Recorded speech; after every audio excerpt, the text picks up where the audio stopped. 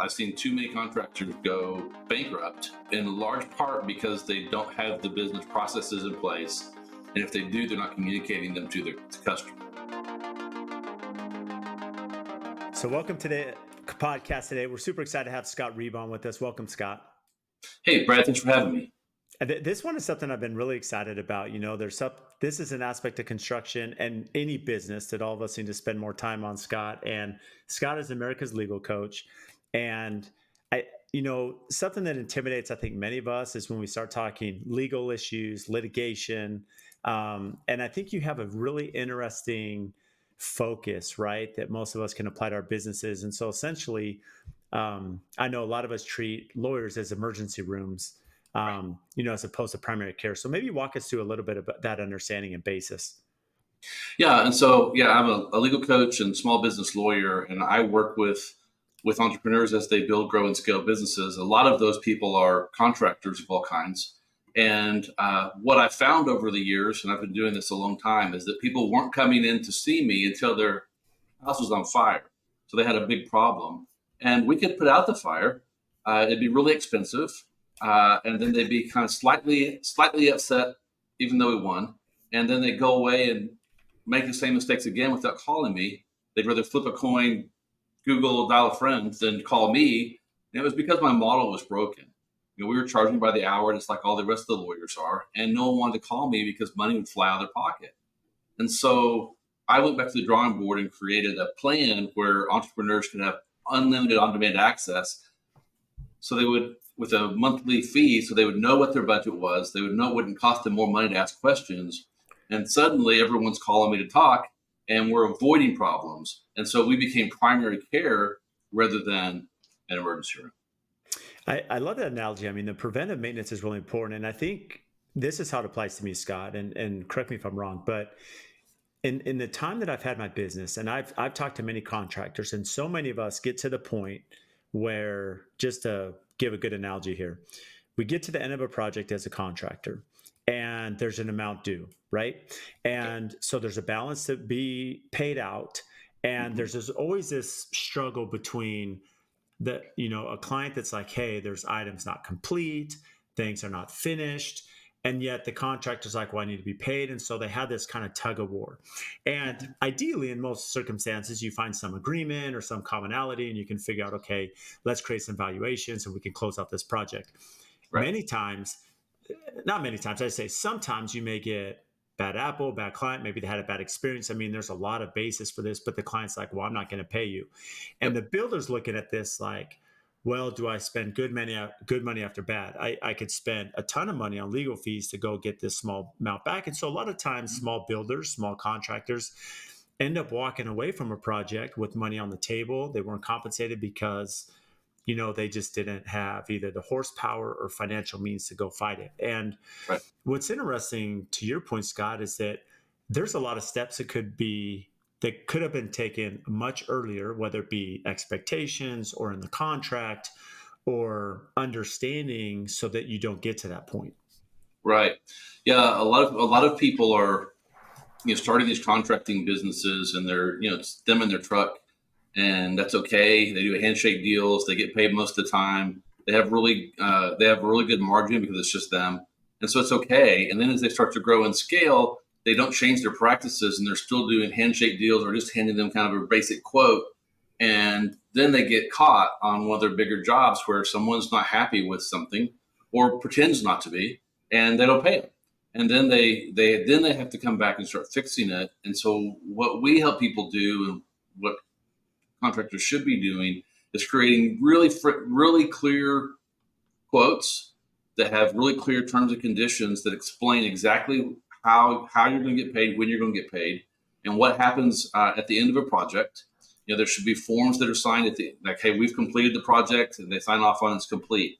And now we're going to do the walkthrough, and they have, say, the customer client has 5-10 days to go through and blue tape everything they want us to fix. And then you go through and do that. And then there's a document saying we've done the walkthrough. And the more you document this thing and set those expectations along the way, you have less of these end of project problems. The other thing that a lot of our clients do is they use the lean process It's different in every state, but we all have them. And there's a way to put the client on notice that we're going to lien the project if we're not paid. Another thing that we work with our clients on is making sure that they're charging the right amount of money for their project. A lot of people are so focused on trying to get every job that they undervalue what they're doing because they're scared that people are going to say no. And so then they get in this thing where if someone doesn't pay them that last 10%, let's say the retainage on a job, then they have no margin because that was their whole margin. Or they still owe for labor and goods. And so if you really put the right numbers on your project and build in the right values, even if you get shorted at the end, you may not make money, but you're not going to go in the hole. And so it's really important, and it's not just in construction, just generally in business, to really understand that you're selling value. You're not just selling the project. You're selling how we're solving a problem for them or creating a dream. What's that really worth? And make sure it's enough to make it worth you going out there and risking at the end of the project. They may not pay you the last 10%. I think that's a really good point because you made a few there, but I think most importantly is most of us have never thought, hey, could I consult with my legal counsel, with my attorney, with Scott on value, right? On the value, on what am I charging the right amount? And based on your experience, working with small business, working with contractors, that you have a good idea of how contracts should be written, how the financial portion should be, to your point that, hey, if there is maybe goodwill at the end, or maybe you're walking away, that at least you're not totally burned at the very end of the project. Right. Because I see too many times where those margins are so razor thin because they quoted it so low to get the job that they're desperate at the end. They have to have that money, and you just can't live that way. You've got to be able to have built in that contingency that a certain percentage of our jobs, we're not going to get every penny we're owed. And so it's just got to be part of your business model. And construction, just like it is at Walmart, they understand there's going to be a certain amount of theft and things that go out the door that don't get paid for, and they build that into their pricing model. And in general, contractors at least at the lower end, aren't very good at that. I think really big general contractors are really good at that, and they write their contracts where no one else gets paid unless they get paid, and so they can protect themselves. So it's the guys that have maybe a couple of crews, 3 or 4 trucks, and they're the ones that are getting at the end of a project, and suddenly they don't get paid that last bit, and it's like, how do I make payroll next week? Yeah, that's a really good example. And the reason why I found value consulting with legal counsel such as yourself, Scott, is that, going back to that original example I was given, there were a lot of times where that closing process was just not defined. It wasn't defined at the sales process, at the initiation. It wasn't just, disclosed in the contract. And so you get to the end, and inevitably, especially we saw this during COVID, there could be some parts and pieces missing, long, delays on an appliance, whatever it may be. And, a client may be holding back a last pay application. And going back to my commercial background, in commercial, it's handled very differently. In the commercial world, it's in the contract, and it's very, essentially you create a punch list, as you mentioned, and you specifically said to Scott a little bit earlier that you create a punch list. Everyone's on the same page, whether you're blue taping, you're with the client, you identify the outstanding items that are not complete, and essentially you create a valuation. So each one of those punch items has a dollar value, and it's agreed upon. And the dollar value is typically more than what that item would cost, but that gives skin in the game for the contractor, gives some protection to the client. And then as you're knocking off each item, a la carte, you can be funded that amount for that item, as opposed to saying, okay, well, Scott, you have $60,000 worth of punch items, but I'm not going to pay your final $200,000 on the pay app until that's all done. And then you're just being streamed out through the process. That's right. Yeah, that's a really good way to do it. Another thing that I advise not just contractors to do is really set out what the phases of your projects are going to be in a graphic way, so that when in the sales process, you're showing them this is how we work. Here's the phases, and then when they sign with you, here's the phases. And when you get in phase 1, you tell them we're in phase 1. When you're in phase 2, you're in phase 2. Now, where the phase 1 may be, buy the materials. Phase 2 may be start the foundation. Whatever your phases are and what you do, make it really clear how you work. So, and then let them know along the way, over communicate where we are in the process, and that lessens the the anxiety of the customer. Because if you're out here and you're a contractor and you've never been a customer, there's a lot of anxiety involved on whether your project's going to go the way you wanted it, because you're spending a lot of money and you have a vision of what it's going to be at the end, and you're scared all along the way it's not going to match up. The more communication that you get along the way, the lower that anxiety level goes, which means at the end I'm going to be more likely to pay you, and we have less problems because you've over communicated. So, create systems for that, for how you're going to sell it, how you're going to inform them during the middle. There's so much technology now that will do this stuff for you once you create the phases. And just, most CRMs, you can create a tag. And so you just say, okay, this customer's in phase 2, and put a tag on them. And then they get an email saying, hey, you're in phase 2. Welcome to phase 2. And if you do those things, you're much less likely to have the client you can't make happy at the end. But if you don't communicate where you are, you don't tell them what's next, they're going to get anxious and upset over things they maybe shouldn't, because they don't understand what's going on. And then suddenly you've got the client you can't make happy, and you don't get paid, and then everything goes south. I've seen too many contractors go bankrupt, in large part because they don't have the business processes in place. And if they do, they're not communicating them to the customer. I think the phases is really interesting because, just offhand, I know a lot of builders that are doing, spec homes or investment properties, and they may sell the home, early on in the process. Maybe they haven't broken ground, or maybe at concrete stage. And essentially, so they're not self-funding, because the clients may come in and make some changes and alterations to the plan. They're saying, okay, to your point, we have these tiers. Once we get to 4-way inspection, you're going to fund another 250 grand, That's right. Once we get, once cabinets are in. And so that's a way to protect and essentially create some financial protection. But you can also do that on any build or any company. Just the point is to be clearly defined in how those phases calculate. Yeah. And I just think you should communicate it verbally. Someone should be telling the customer what's going on. You should also do it graphically, so that they can see it, because different people take in information in different ways, right? And so it's just, you over communicate with different methods so that it's clear where you are. And it doesn't matter whether you're doing a small bathroom remodel, kitchen remodel, or remodeling a whole house, or doing a new construction.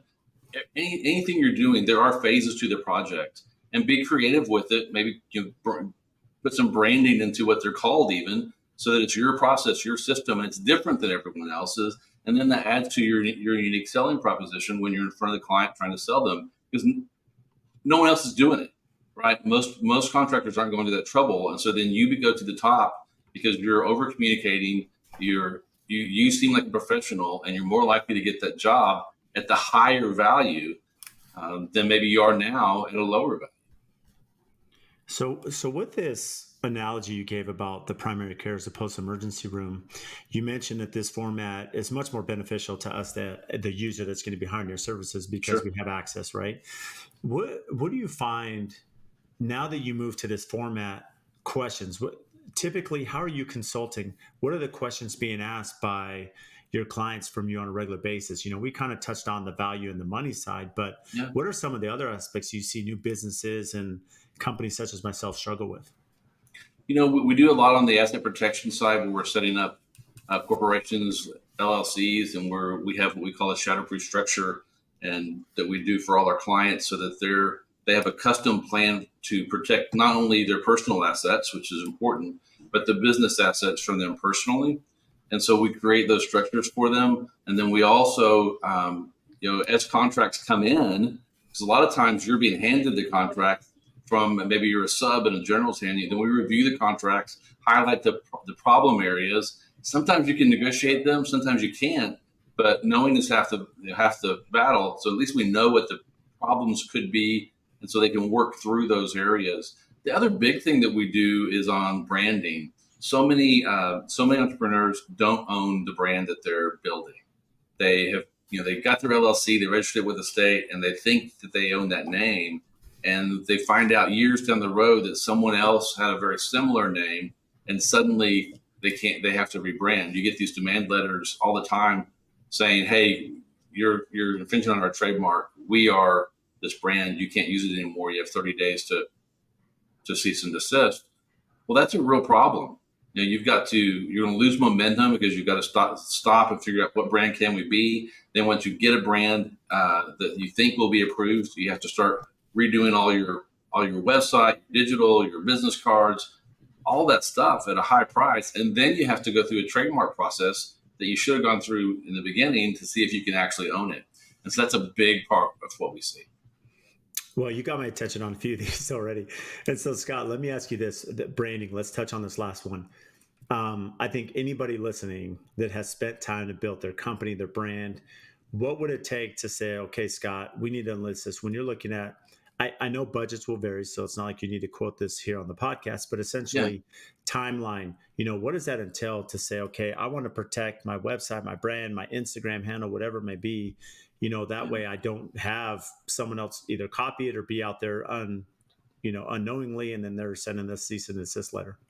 Yeah. And so the timeline is long for trademarking. Trademarking is how you protect your brand name or your logo, or maybe you have a slogan.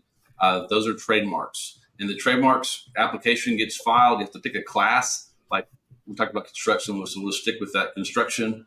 And you pick that class of goods and you file this application with proof you're using it.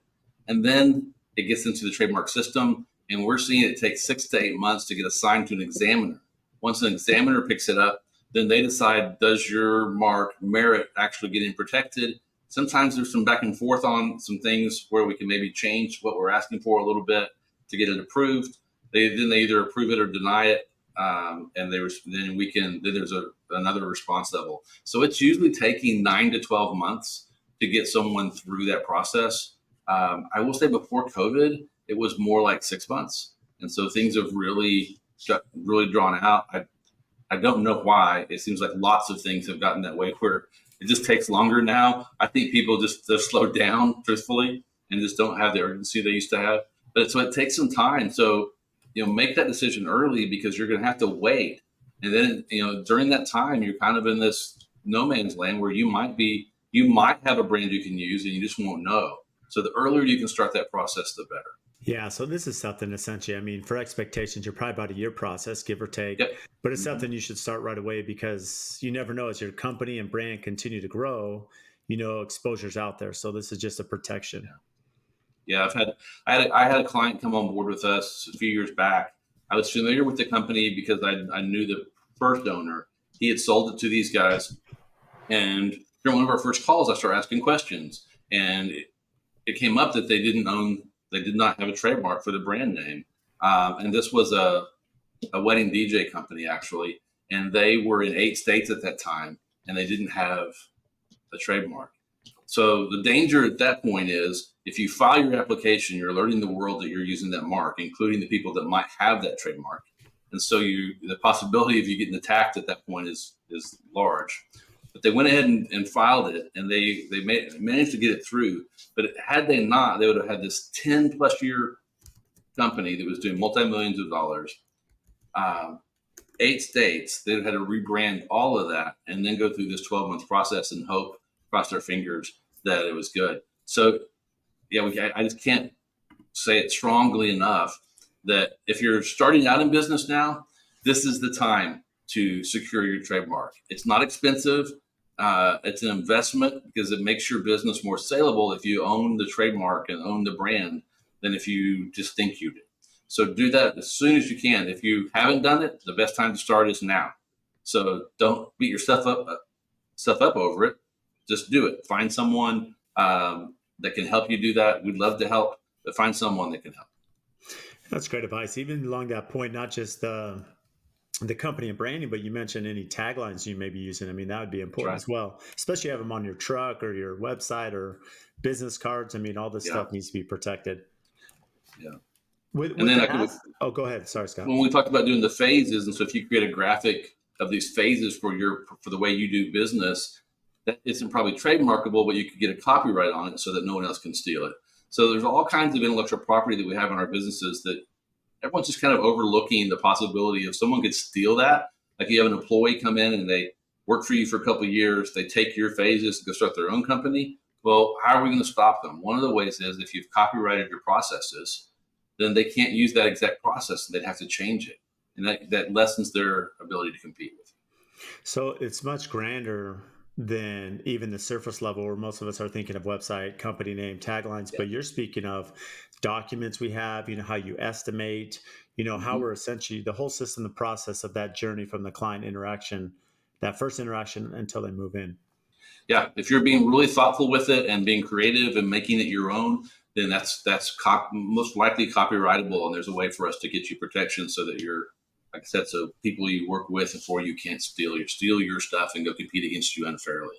I mean, it's okay if they want to go compete. It just needs Yeah. to be fairly. We don't want them taking our customers or taking our stuff, and so you got to protect yourself because people will do it.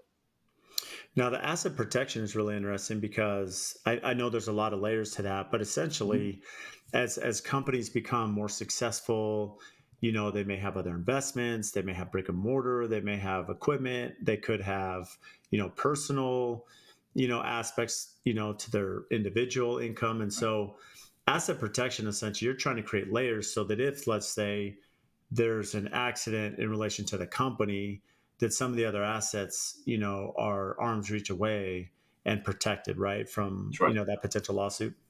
That's right. And there's in the Shatterproof method, there's a couple of important columns or pillars to that. One is that you need to use silos, right? So if you're doing different kinds of businesses, like so many people are doing construction, but they also own real estate and they're doing long-term rentals or short-term rentals, and they have these separate businesses. Those need to be in separate LLCs or corporations so that there's no overlap, right? It's like if you're driving through the countryside and you see a farm, there's silos of grain.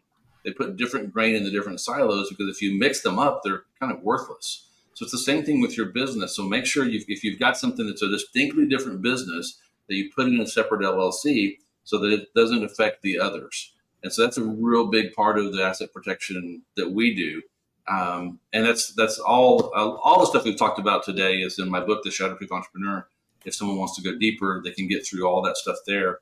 But it's really important to have a strategy and have been thoughtful with how you build those companies. You're looking at liability of, like, if we do something wrong with our company, can they come through and affect us personally? So that's why you have LLCs. You also should be thinking about, what if I do something wrong personally? How's that going to come down and affect my companies? And so generally we'll talk about putting what we call a family holding company on top of those. And we do it in a state that has really strong asset protection laws. Because here's what can happen. You're on a vacation driving around, I don't know, driving around Colorado going skiing, and you run over a brain surgeon in the prime of life. You create this multi-million-dollar liability. They sue you personally. They win. They get a judgment. Now they're going to take that judgment and try to take your stuff. Well, first thing they're going to do is see that you own an LLC, and that LLC, if it's not structured correctly, they can go through and take the LLC and take all the profits out of it. If you set it up correctly, all they get is an order saying they're entitled to distributions of profit, which, as business owners, we can find lots of ways to not distribute profit out to the members or owners. And so you want to have those protections in place to protect you from your business's liability and then your personal liability. And most business owners they're not taking the time to do this. It's not what they do. They don't have access to someone to help them do it. And so they're just focusing on what they do. And everyone needs to kind of take a step back and go, what if something really goes wrong with my business or with me personally? How's it going to affect it? And what steps can I take to minimize that from happening? This is so important because I think most of us, and I've said this so many times on the podcast that, there's a point as any entrepreneur that you're building your business, right? And most of us are inundated with the day to day, the Yeah, conflict of trying to build a successful business, whatever it may that's right. be. And, there becomes a time where you're like, well, I need to start focusing on the business, not just in the business. And it could be from systems and protocol and hiring, those different arms. But even when people get to that level and they may be very efficient, one thing they're not thinking about, Scott, to your point, is the asset side, because you gave the really good example of, personally, you're on family vacation, you hit somebody.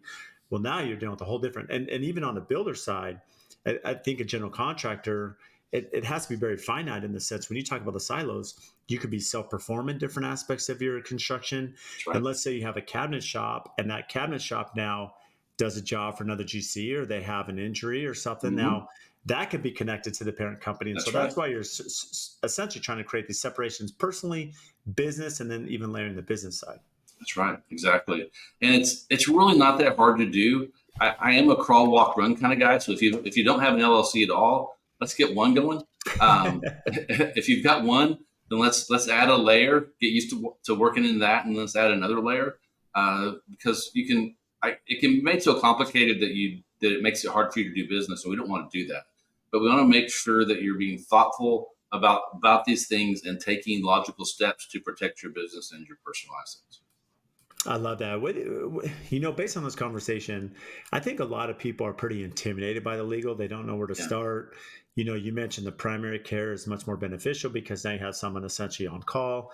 Yeah. How have you worked through just that intimidation of people not knowing where to go or make that first call? Yeah, it is tough, but if you think about it as a business person, we'd all like to be on the Forbes list, right? Well, all those companies, they've all got general counsel that they can just walk to the offices next door and ask any question they want because they have general counsel sitting there. Well, you deserve and need to have that same type of relationship. And so if you can find a lawyer that is entrepreneurial, that understands what you're doing, and can be empathetic with your struggles, then it's really not intimidating. You're looking for someone that wants to be on your team, and a big part of that for me is how are you going to pay them? And so that's why we created the subscription model, so we could be on the same side of the table as our clients, so that we're working together to prevent problems and solve problems instead of me being paid by taking longer to solve the problems. They're paying a monthly fee. I put a value on my service that I can make enough money to live on, and try to keep it something that's affordable. Right? You can work with us for as little as $425 a month and start this process. And as you grow and scale your business, you move up to different levels with our plan. But our launch mode is only $425 a month. And I love that simplicity, right? Because $425 a month, I mean, that's a no-brainer for anybody listening that says I need some good legal counsel. Yeah. I know there's similar business formats. You look at fractional CFOs, like a Yeah. financial side who's going to come in like CPA and kind of financially strategize. And I know a lot of fractional CFOs, probably similar to you in some aspects, Scott, and maybe you could break this aspect down, is that they essentially try to get a good understanding of the client needs. They're going to do a little initiation session and create a Mhm. value there. And I know a lot of them will track internally the hours they're spending. And they're like, Sure. hey, if we're staying within those hours, like we're going to keep the same monthly, fee, call it monthly subscription. And if you need more service, then we can increase that if you need less. And so you mentioned it starts at 425. Just is that a certain amount of hours? Kind of how do the different levels look with the subscription service? Yeah, we build in specific services into each level. It's never based on how much time you're getting with me or my team. It's based on the different services that are provided in each level. And we limit, for instance, in the first level at launch, you get an LLC, and then you get a customer agreement. You don't get 10, you get one. And then as you move up the levels, you get more and more of those things, to where eventually you're looking at your employee handbook, and then we're doing a buy sell agreement if you have multiple owners, and we're doing estate plan design. And as you get to the top level, which is in the 3,000 a month range, then all the other stuff's unlimited, plus some really high end strategy sessions. Like we'll do an annual in-house strategy meeting to help you plan for the next year. And so it's just, we kind of try to meet you where you are. So the first time we talk, it's like us trying to figure out where you are in business, what you understand, what your margin is from a money standpoint, and maybe even from a time standpoint, to work on these things with us. And then we make a recommendation. You tell us where you feel comfortable, and then we start working together. And most of our clients kind of move between the plans. There's 4 tiers as their business grows and scales, and it's my job to help them get to the top faster. I love that. And you mentioned that you're also an author, that you talk about how to shatterproof your business. 7 easy steps. I know that's kind of one of the taglines you have. What are some of the items in those 7 steps to shatterproof your business? Yeah, one of them we've just talked about, and that's having the right legal foundation, which is your LLCs. There's too many people doing sole proprietorships right now because of this side hustle world we live in. And if it's not a hobby, if you're actually making money, you need to have an LLC because it's just too easy to do it, too inexpensive, and bad things can happen if you don't. So you got to have that basic foundation, and then all the other stuff we've talked about. The second step that I would say is that you need to have a team of key advisors. It's kind of like you've got this board, right? And so first on it is you need to have me on that board. You need to have an entrepreneurial lawyer that understands what you're trying to do. You need to have a CPA.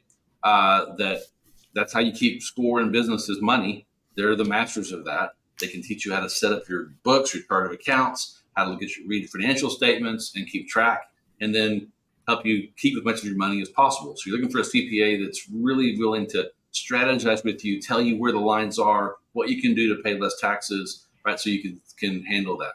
The next thing you need is a banker, not a bank. Everyone's got a bank. You know, a banker that you've got their cell number and you know them and they know what you're doing. And if you need help getting a line of credit, or maybe you need to write a check today and to make a deposit tomorrow, that they know you well enough that they're going to let you do that stuff so you can take advantage of an opportunity. Then last but not least, well, there's two more. You need an insurance person to cover the risk, right? There's just risk that I can do all kinds of stuff for you, but there's still risk out there. So you want to have the right insurance in place. Again, it's all about relationships. They need to understand what you're doing. You can't just go online and buy the insurance. It's got to be someone that's asking questions, understanding what you're doing, and they should offer you coverages that you're going to go, I can't afford that right now. But again, now I know I'll come back next year when I have more money. And then the last is you need to have a coach. You need to have someone that can help you see the forest for the trees, that different perspective, and help you set goals, help you hold you accountable to action steps. If you really want to grow and scale a business fast, I think that's just key. You have to. Well, before you get to the other 5 steps, it's interesting to break down step 2 here because that key advisor board, I think many people listening either they're probably on both sides. One's probably dialed in, they got all these and they speak to them regularly, and some are like, well, I'm missing a few of these steps. I thought it was really interesting because, the insurance, the coach, the banker, those aspects, those are probably, positions that some may have, may not have. But I think more importantly, what I found, and I just look at this internally with my business too, is when you look at, I think the CPA, like whoever does your taxes, and for a lot of us, we have a separate entity that's doing our taxes, right? And then we have another arm that may be in-house controller, CFO. We may have a fractional CFO. Yep. To your point, you may have a business coach that's really strategizing on the financial side. But what's happening is some of these conversations are happening independently. So you're like one-on-one with the coach and then one-on-one with your tax person. And I found real successful companies, to your point, that advisory board, they're actually doing a joint meeting. Like they're getting there with their CPA, they're getting there with their tax person, right. And then they're strategizing together, all 3 parties or 4 parties, and maybe the business coach involved too.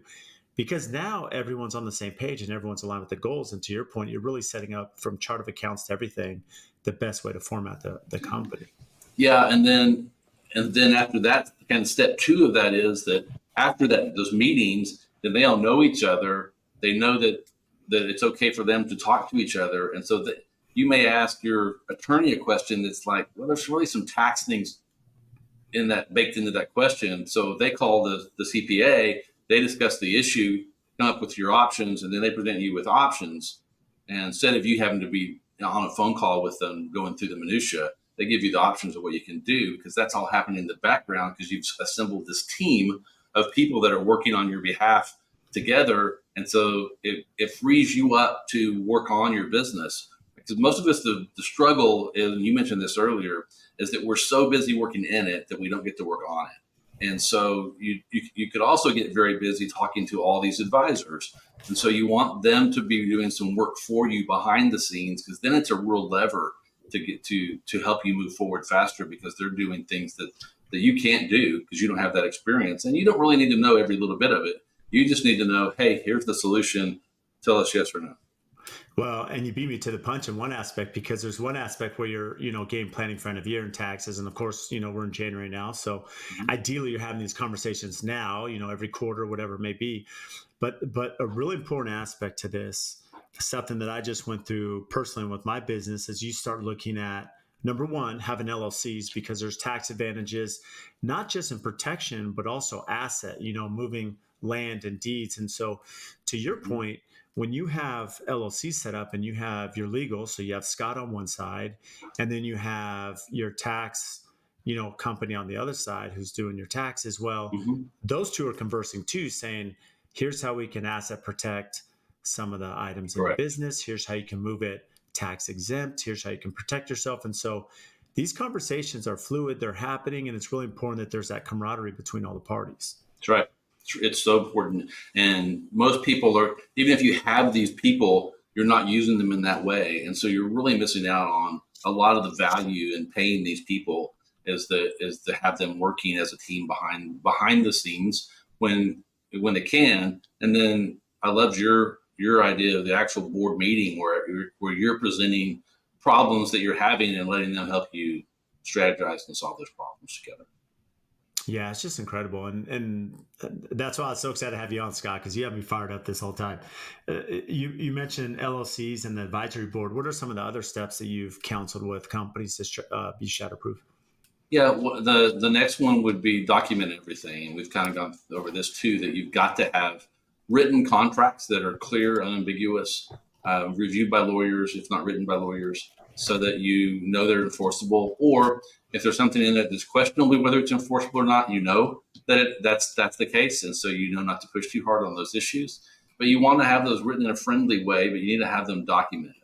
You need to have operating agreements for your LLCs, bylaws for your corporations, hold meetings and do minutes, right? And that go back to the tax side. If you're documenting this stuff correctly, it gives your CPA tax person better ammunition to be able to lower your tax burden because they can document that you had a meeting in Barbados for this LLC on this day and it cost this much.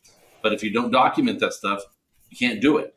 So you got to have a really good system for documentation. And by documents, I don't necessarily mean paper.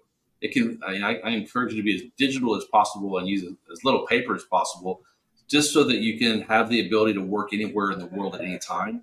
If you want a lifestyle business, you've got to get rid of as much paper as possible.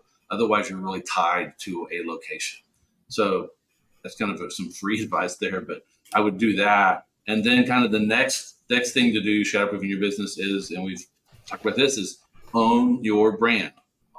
So trademarks, protect your IP, copyrights. If you've got a product that can be patented, get it patented. Make sure that you own it, can dominate it.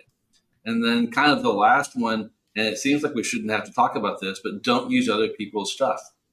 Too many people are infringing on the copyrights and trademarks of other people, sometimes unintentionally, and sometimes it's just laziness because we're all working in CRMs and ClickFunnels and all these things, building stuff all the time. And you'll need an image for something, and you go online, and it's just right there on the search with images, and you're like, that's perfect, and you grab it, but you don't own it, and you don't know what the rights are to it.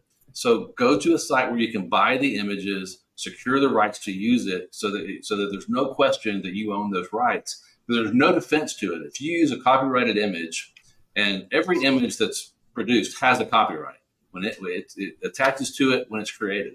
If they haven't given you the rights to use it, there's no defense to you using it, and you're going to get hit with a couple $1,000s easy. And then if they sue you, you're going to pay their attorney's fees. It can be a real big mess, and that can happen if you hire a web person to create a website for you and don't make sure in the contract that they're required to only use images that they've got permission. They've bought the images.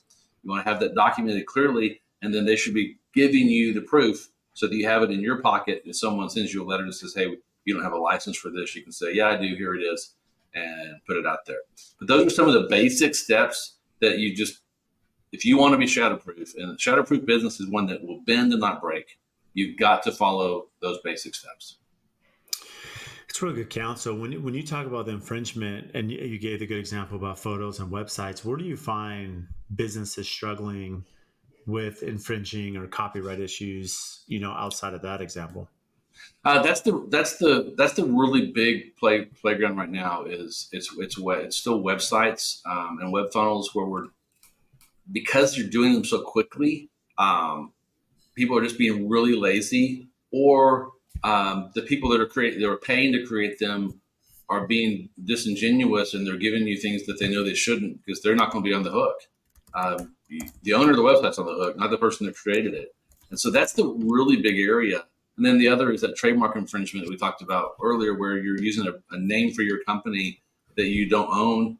Saw this happen, I guess, 2 years ago. Electrical company had a name they've been using for 10 years and thought they were golden. And suddenly a bigger company moved into their area, and they both applied for permits at the same time, and it got issued to the wrong company. And so the other company became aware of it, and so now they send a cease and desist letter, and they had trademarked it, and they had been using it even before our clients had used that name. So then you go back to the drawing board. We've gone through sometimes hundreds of names trying to come up with one that is actually something that we think there's a 90% chance you can actually secure. So those are the two areas: is using people's stuff on your website, whether it's images or even music. A lot of music issues where you're putting sound with something and it's not a sound that you purchased. That happens a lot in this podcast area, where you'll build the intro for your podcast and you use some sound or song that you liked, but you didn't buy the rights, or whoever created it for you didn't buy the rights. So those are the kind of the common areas we see.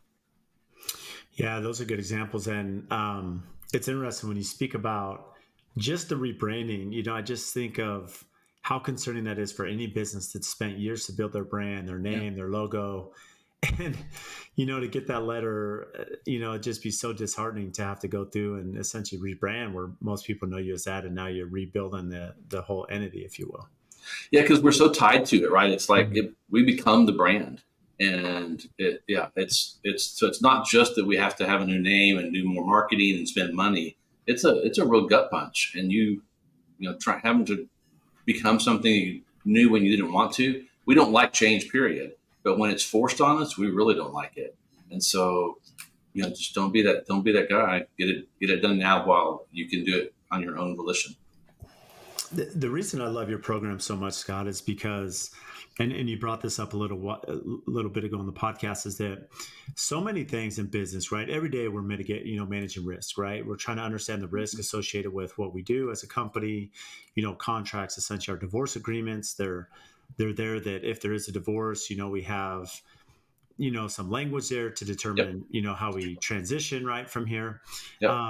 But at the end of the day, you said this, that a really good, legal advocate, legal counsel, such as yourself, a good insurance broker, they're going to present the facts. You're going to present all the information, and you mentioned this with the subcontractor with all their GC agreements. You're going to go through them and say, look, this can come back to bite you. There's some caution here, but essentially you're counseling them, and they may make the decision, hey, I really want to work for this GC. I'm willing to take the risk, but at least they understand before signing that document kind of what they're up against and how they could maybe over communicate or set expectations to ideally avoid, something that could come back and haunt them.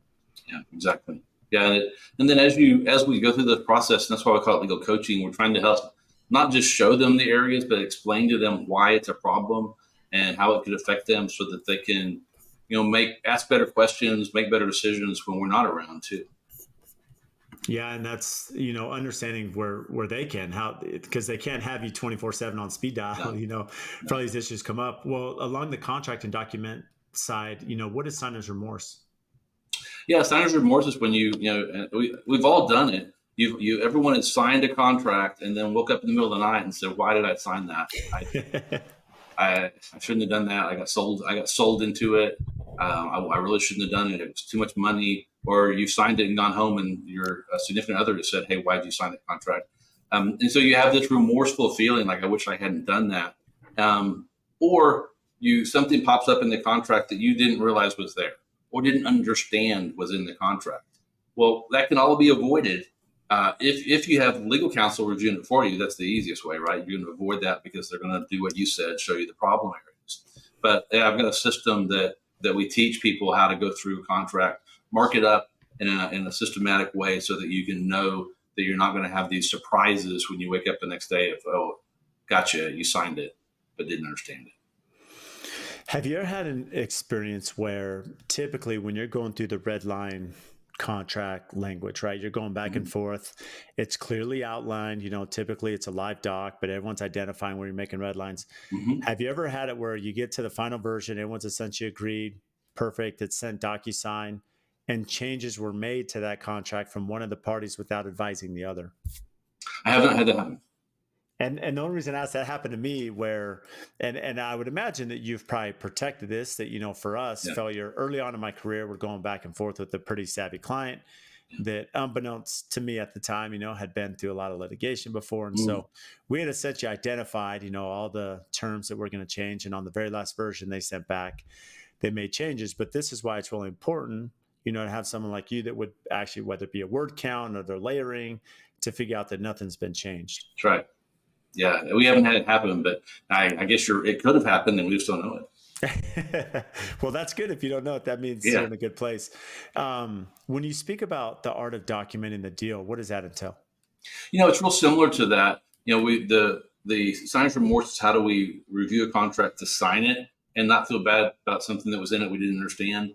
And on the flip side is how do you create deals that are solid and that you understand the terms. We have a method of doing it through email, right? Because sometimes you got to do a deal now. You can't wait to get everyone involved in it. And so if you go through the 8 steps and outline them in an email format, that here's the parties to the contract, for instance, here's the dates of performance, here's what we each have to do, here's the money involved, who pays what, here's when they do it, here's how we're going to settle any disputes, like you mentioned, if they were going to mediation or arbitration, here's what state's law is going to govern it, and attorney's fees get paid if you win a lawsuit. If you've got these basic things in this deal and then you send it over to the other side by email and say, okay, we just talked about this. Here's what I wrote down as our deal. Are you in agreement? If they reply back yes, you've got an enforceable agreement. Would I like it to be better? Yeah. And so in a perfect world, you would then say, now I'm going to forward this to our lawyers so they can put it into an agreement form. I'll send it to you when it's ready. But you've got everyone kind of agreeing on the actual terms, but you've got an enforceable contract with that digital signature. And so, it's like you just got to be smart and make sure you got to know before you call that you've got to know what are the important deal points. What things do I have to have in this? And in the art of the deal, we list out those things that you've got to have. Do you, when you're looking with clients that you're working with, are there, maybe early on when they come to you, are many of them working without contracts at any level? And how does that change, once they integrate your services? Yeah, a lot of people, especially in the construction industry, are working with just quotes, right? And they might have a place where you sign the quote, but that's it. There's no terms and conditions. There is not a contract. We see that a ton. And then we do have some bigger companies that come in that have had legal counsel, where they've retained them to create this package or that package on one-off deals. And so then it's just upgrading them, making sure everything works together. But we do see a lot of people that are just, it's a handshake deal. We're going to do this. We'll remodel your kitchen for $30,000. Sign the quote, and then they're off and running. And just kind of one thing you'll run into if you're listening right now and going, "That's how I do this." I haven't had any problems. Well, you will, because one of the things that's never on your quote is that your prices are only good for a certain amount of time. And in today's world, where suddenly a virus comes out and everything shuts down, and the goods, your cost of goods soars. If you don't have a valve to get out of that in your agreement, you're cooked. So you've got to have those things built in, and you can't just do that on a quote. You've got to have a little more documentation to it. And again, to me, it's real important that we don't make this so big and burdensome that no one would sign it. We want to make it really easy for people to do business with you. Understand clearly what you're doing, and that's what my team does. Is we put those things together so that it encourages business, but it makes it where everyone knows what the game is, and so it's really easy to play. So why so passionate about this? How did you come to this specialty of, the subscription service? Yeah, I started practicing in '96, and in litigation. Did a lot of corporate litigation. I've done catastrophic personal injury. I've done some oil and gas, real estate, all that stuff. And I just kind of saw a common thread of people making mistakes that could have been avoided with a real small expense. And a lot of times it's contracts. Like the two executives at each company wrote the contracts themselves. They probably even had general counsel, but somehow didn't send it to them. And suddenly there's one paragraph in this contract that's vague and ambiguous, and they spend $150,000 litigating it over. Well, big companies can, major corporations, billion-dollar companies, they can afford that. It's no big deal. But mom and pop shops that are doing, six figures, maybe low seven figures, they really can't afford to spend $150,000 litigating over a $50,000 contract. And so I had to solve the problem. I kind of looked inside and thought, because maybe I'm the problem. Maybe they don't like me. Maybe it's my personality, and that's why my clients are coming back. And I decided it wasn't that. It really was the way that we worked. And once I shifted the way we worked, suddenly I'm friends with my clients. We'll talk for 30 minutes on the phone about life. That's nothing to do with a specific legal problem, because they don't have to worry about me billing for my time. And so now they're being transparent and open with me, and I find out things they're doing wrong and can correct them, that I would never have found out if I'm billing them by the hour, because no one will do that. And I just had this vision back in 2012 that there had to be a better way, and there had to be this way to build a subscription. That's kind of when the Dollar Shave Club was coming out, and I'm like, they can sell razors on subscription. There's got to be some way to do this. And so I hired my first business coach and said, here's my vision. Can you help me do this? And they're like, yeah, we can do that. We built other subscription models for other kinds of businesses. And so we set out and built it and started selling it in the first of 2013.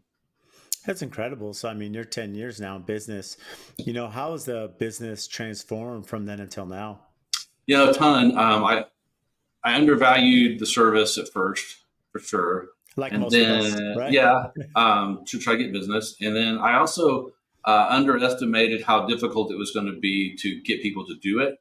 No one was searching for a subscription lawyer in 2013. There were no Google searches for that. So I had to create the market. So I had to get on stages and go talk about it and build, uncover the pain points, and so that people could see that, oh, I've got these issues, I just didn't know it, and there's a system for solving that problem I wasn't aware of. And so that was a kind of a real problem. And then building, because to do this at an affordable way, you have to build a lot of systems and automation so that it can be efficient. Otherwise, I can't make money. And the number one rule of business is to charge more for your product or service than it costs to produce it. So that's been one of the tough things and things I've learned. And we use a ton of technology now that we couldn't use 10 years ago, but it makes a huge difference. And then we're able to run with a fairly small team and still scale the service. So outside of all the legal counsel you shared today on the podcast, what do you do for fun, Scott? Yeah, I used to do a lot of cycling, and my wife didn't think that was safe. So now I spend a lot of time in the gym lifting weights, and I did a boot camp today. I just like to stay active. I've got two boys, one's 21 and one's 25, and we'll go play golf or we'll go skiing, and I just like to be out doing stuff. That's amazing. And what's some of the best advice you were given from a mentor, maybe your business coach, when you were starting your company? I think the best advice really is that simple thing I've already stated, and I'll restate it. The number one rule in business is you have to charge more for the product or service you're charging than it costs to make it. And to do that, you have to know what it costs to make it. And too many people have no clue whether they're making money. And honestly, Scott, just to expand upon this a little bit, that advice is so sound, because I think many of us, not only, I think there's an element to this too, where you have to really understand, what does it take to create the product? And so for me, building custom homes, Mm-hmm. it took too long to really understand what that process even looked like, right? From front to back. Then if you don't even understand that aspect, it's not that we didn't know how to build a house, but I'm talking about all the touch points and client experience and everything, all, that baton as it's passed, really understanding that, and then understanding the cost to do that. And then you can understand what to charge for that. And, I think any company, to your point, once they understand those elements, they can actually be really successful and ideally profitable. Yeah. It's It's key. You got to know your numbers. You got to know what things cost, and you have to also know the value of the problem you're solving in the market, um, to set your price, so you're not setting it too low. So what do you have that's upcoming and exciting? Yeah, I've got my podcast, The Shatterproof Entrepreneur, will launch in February. Real excited about it. We're recording episodes right now. Can't wait for it to launch. I want to help. My part of my personal mission is to help 10 million entrepreneurs shatterproof their businesses, and the only way I can do that is through mass media. I can't get on enough stages to do it, and so podcasts like yours, and then when I get mine going, I'm just so excited for what 2024 has in store for us. Oh, that's exciting. And anyone that's done a podcast know there's a lot of legwork to launch that first episode and to stay consistent. Yeah, I'm excited. We got a good team in place to do it, and it's a lot of fun. I'm going to get to every week get to talk to people like you, and build a network of friends that I don't have now, and learn a ton. So for those listening, where can they find you? Again, mention the podcast and other links so they can reach out and start building their LLCs, their branding, their asset protection. Yeah, you can find me on Instagram at the Scott Reib. That's a really good place, and we're doing constant legal tips and reels that you can get there for free. And then come to the website at reiblaw.com, REIBLAW.com/Brad Leavitt Show, and we'll have a special page there just for you guys that are listening today, that will give you an opportunity to book a 20-minute call with me at no cost, and we'll do. I'll promise you'll leave with some value. And then you can also download the ebook that we've talked about on the 7 ways to shatterproof your business. Oh, Scott, you've been incredible. We'll make sure to leave that in our show notes as well for anybody, so that way they're not trying to jot that down. But Scott, can't thank you enough. You've been an incredible guest, and really appreciate you making the time to share your insight.